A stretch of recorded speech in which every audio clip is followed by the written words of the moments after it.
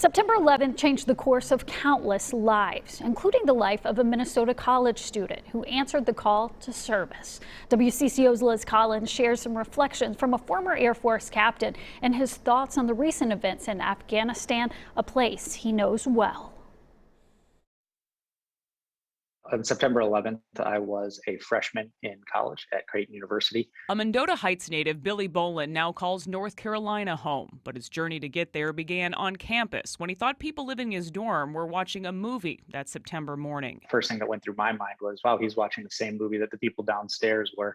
And that's when it kind of hit me that this was a live event and something that I never thought would happen in the United States. Boland's father and grandfather were both Air Force pilots. Still, until that moment, he hadn't considered military service. As a college student, he pledged to do what he could to keep it from happening again. Those things are not supposed to happen here and to us. From the ROTC program at Creighton, Boland commissioned into the Air Force, helping run the surge into Iraq from an aerial port, sending people and cargo in 2008.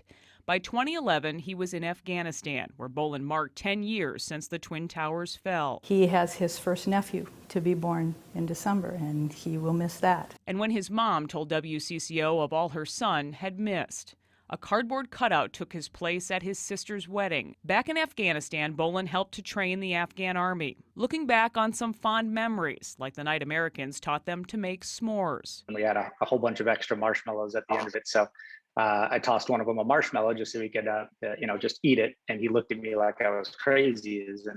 This isn't cooked yet. I can't just eat this marshmallow. Still, it's impossible to ignore the dark moments. An Afghan pilot ambushed his NATO base, killing 9 of his American teammates in April of 2011. Boland left the Air Force in 2013 for the corporate world, got married, and started a family of his own. He admits the toll of recent weeks watching one of his missions end in chaos and tragedy. We're that global beacon of hope, and right now I think that beacon isn't looking so strong. 20 years of unmeasurable sacrifice that transformed a young man and a Minnesota family. It changes you. It's created the person that I am today. Liz Collins, WCCO 4 News. Billy still makes it back to Minnesota for work and to visit his family. He says this state will always have a special place in his heart.